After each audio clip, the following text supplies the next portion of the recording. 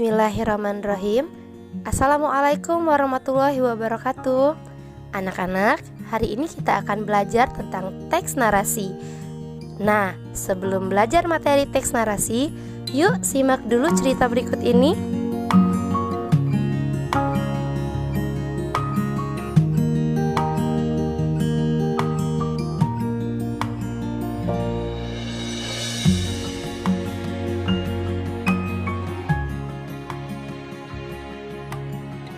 Lambu, anak laki-laki berusia 8 tahun yang telah yatim piatu sejak 3 tahun lalu. Sejak ditinggal kedua orang tuanya akibat bencana alam, ia tinggal di sebuah surau kecil di kampungnya. Ia menjalani hidup yang sangat sederhana. Tetapi, ia memiliki sikap yang baik dan mau membantu sesama. Suatu hari di kampungnya sedang terjadi musim paceklik. Banyak petani yang mengalami gagal panen. Kehidupan warga di sana sangat sulit.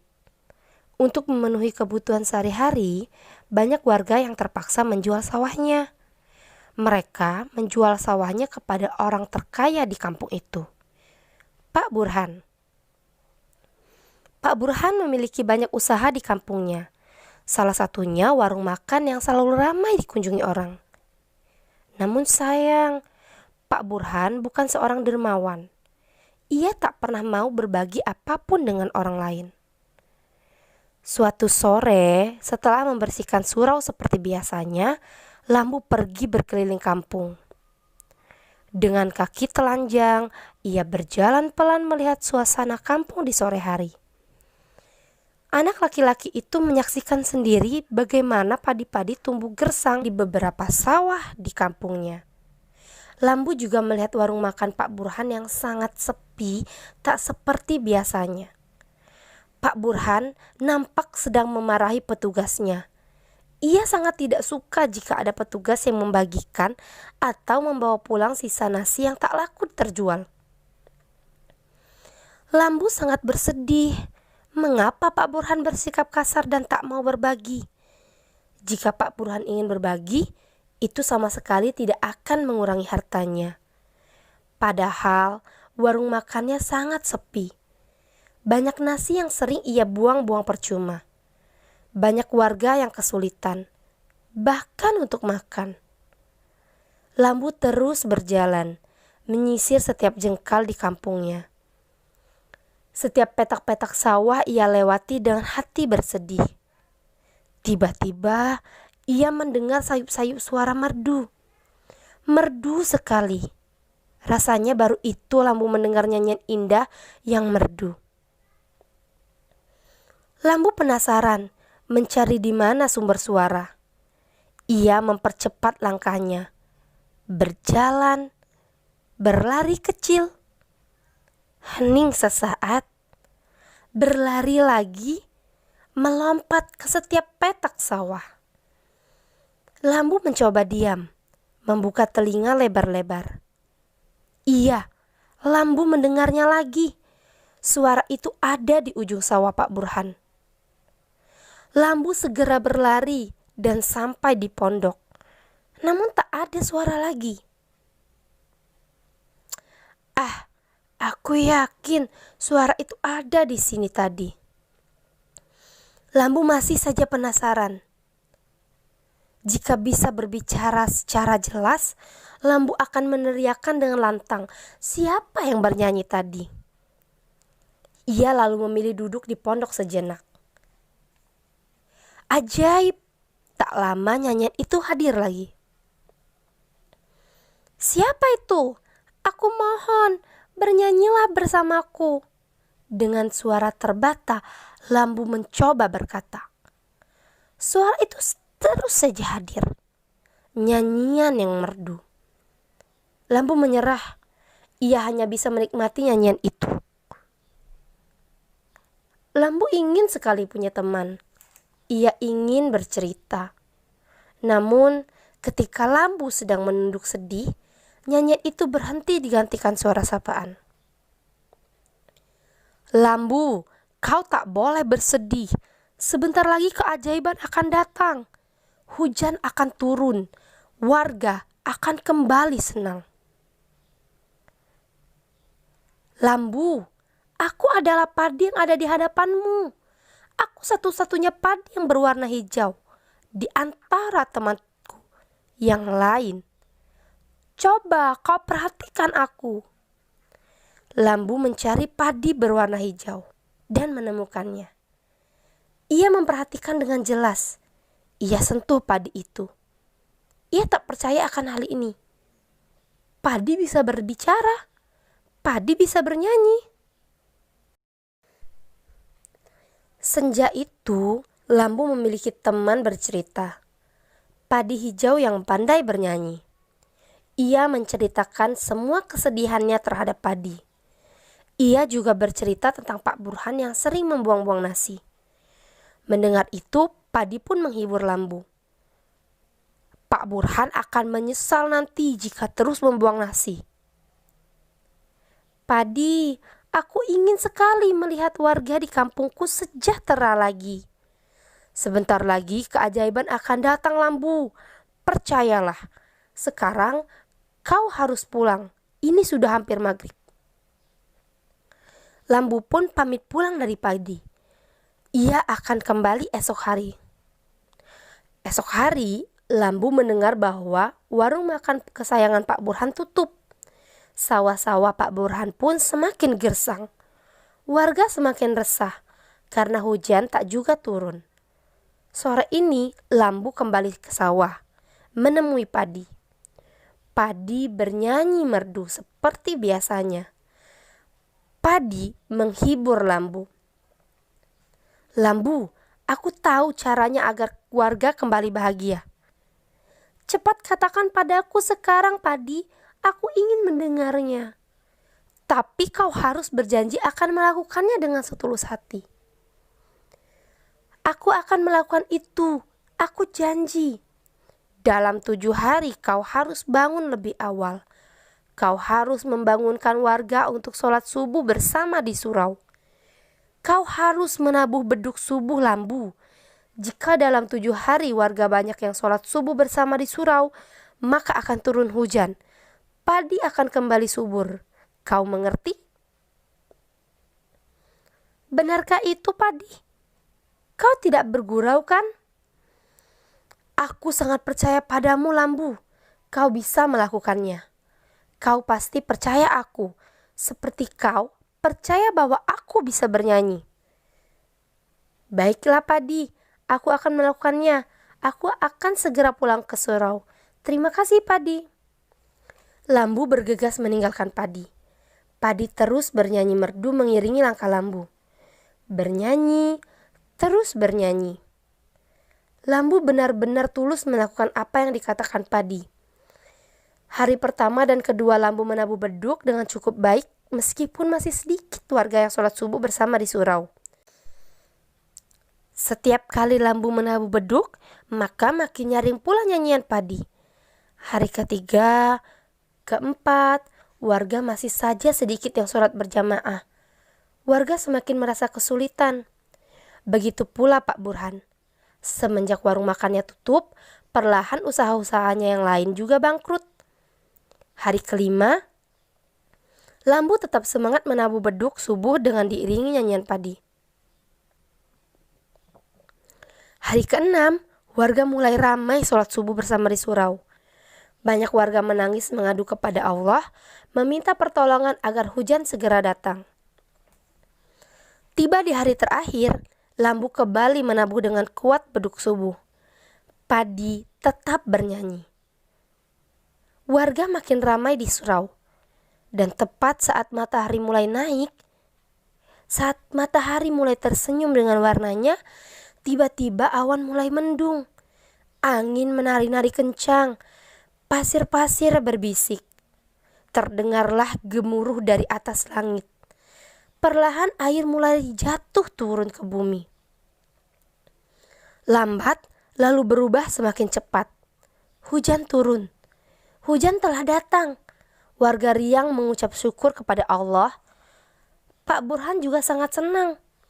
Ia menyesali perbuatannya yang sering pelit dan membuang-buang nasi. Ia berjanji tidak akan membuang nasi lagi. Sawah-sawah mulai basah dengan indah. Hujan turun selama 3 hari.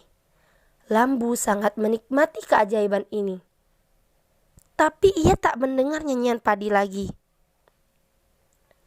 Selama hujan turun dengan deras, Lambu tidak bisa keluar surau. Ia belum menemui padi. Setelah hujan mulai reda, ia bergegas ke sawah untuk menemui padi. Tapi sawah telah berubah. Sudah banyak padi yang berwarna hijau. Lambu bingung mencari padi bernyanyi.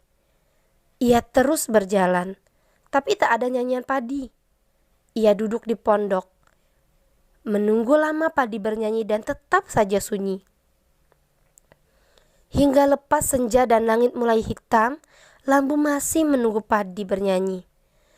Tapi padi tak lagi bernyanyi. Padi berwarna hijau bukan lagi yang satu. Dan benar saja, hingga Lambu tertidur di pondok, padi tak lagi bernyanyi. Di sawah, hening dan sunyi. Tak ada lagi padi bernyanyi.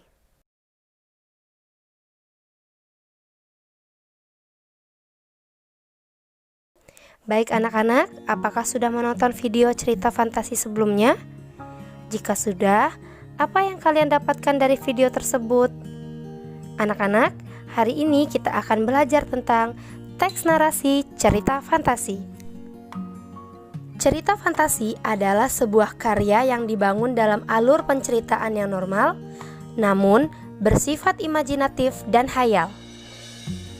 Biasanya dalam alur, tokoh dan konfliknya tidak realistis, bahkan berlebih-lebihan yang tidak mungkin terjadi di dunia maya. Teks cerita fantasi ini memiliki karakter, yaitu yang pertama, ide cerita terbuka terhadap daya hayal penulis, tidak dibatasi oleh realitanya. Yang kedua, bersifat sederhana tetapi menitipkan pesan yang menarik. Ketiga, ada keajaiban, kemisteriusan, dan keanehan. Keempat, menggunakan berbagai latar, lintas ruang dan waktu. Kelima, tokoh di dalamnya unik, bisa jadi punya kesaktian dan sebagainya. Keenam, bersifat fiksi atau khayalan. Dan terakhir, bahasanya variatif dan ekspresif.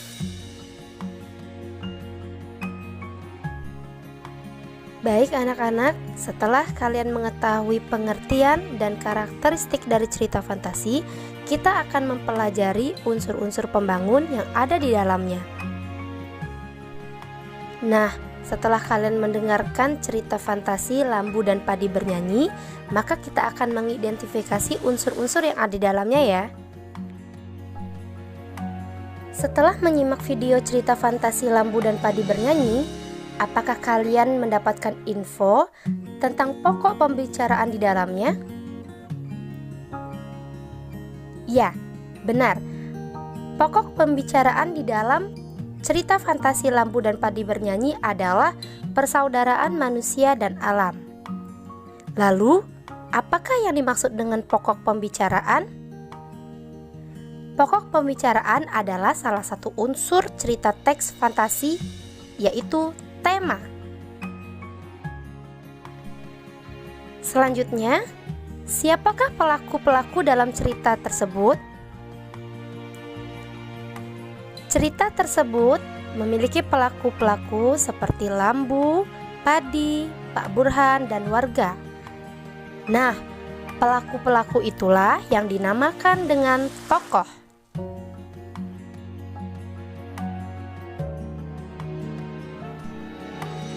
Tokoh di dalam sebuah cerita tentunya tak terlepas dari penokohan.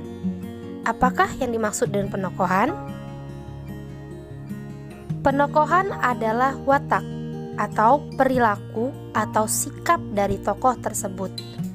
Nah, lalu bagaimana dengan penokohan dari cerita fantasi Lambu dan Padi bernyanyi? Lambu memiliki watak yang baik, penyabar, dan tidak mudah berputus asa.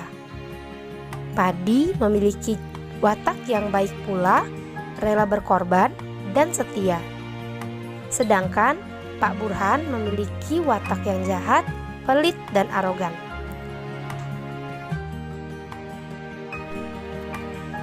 Tahukah kalian bagaimana cerita tersebut disusun atau dikembangkan?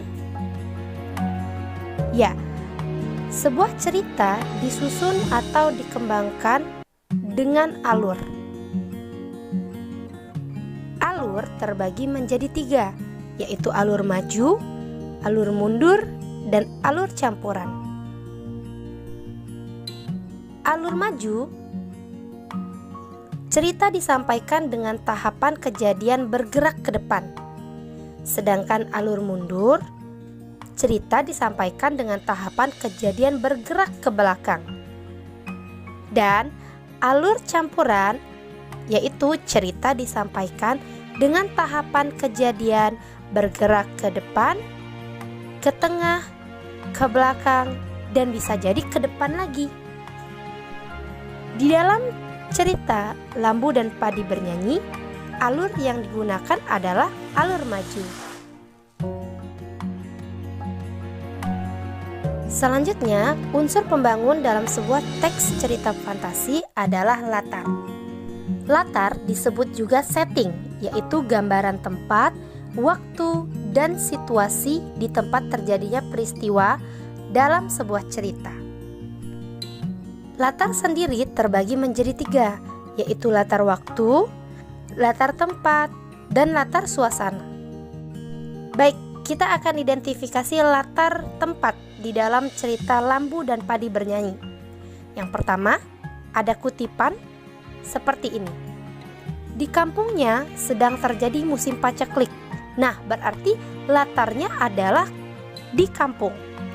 Yang kedua, sejak ditinggal kedua orang tuanya akibat bencana alam, ia tinggal di sebuah surau kecil. Kalimat di sebuah surau kecil berarti menunjukkan bahwa latarnya adalah surau atau musola. Dan kutipan yang ketiga adalah setiap petak-petak sawah ia lewati dengan hati bersedih, yang menunjukkan bahwa latarnya juga terjadi di sawah. Untuk latar waktunya terdapat dalam beberapa kutipan.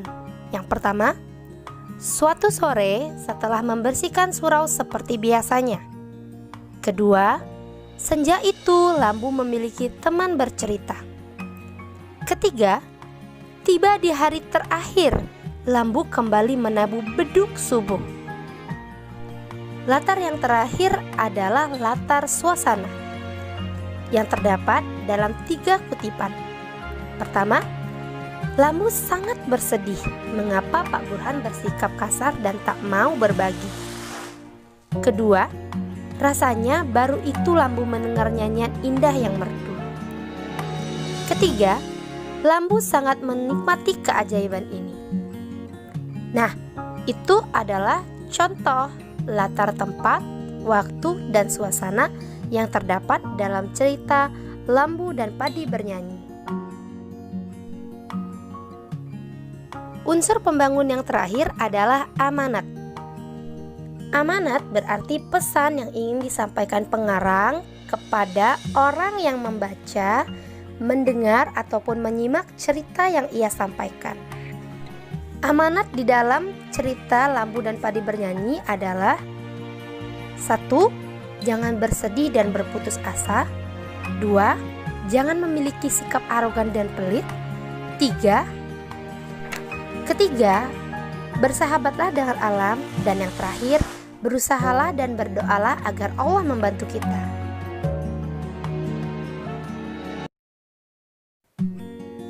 Baik anak-anak, setelah menyimak video cerita fantasi Lambu dan Padi Bernyanyi, maka kalian juga sudah mengetahui pengertian, karakteristik, dan unsur-unsur pembangunnya, bukan?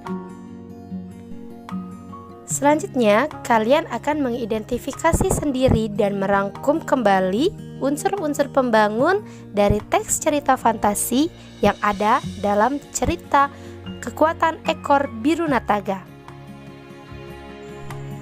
Baik anak-anak, setelah ini videonya akan membahas tentang struktur teks cerita fantasi. Terima kasih sudah menonton video ini. Assalamualaikum warahmatullahi wabarakatuh.